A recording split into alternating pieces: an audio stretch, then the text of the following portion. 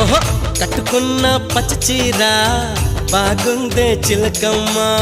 ముట్టుకుంటే కట్టు జారి పోతుంది వినవయ్య అరే వయ్యారి నారి ఒదంట చేరి మిద మిద పడతావే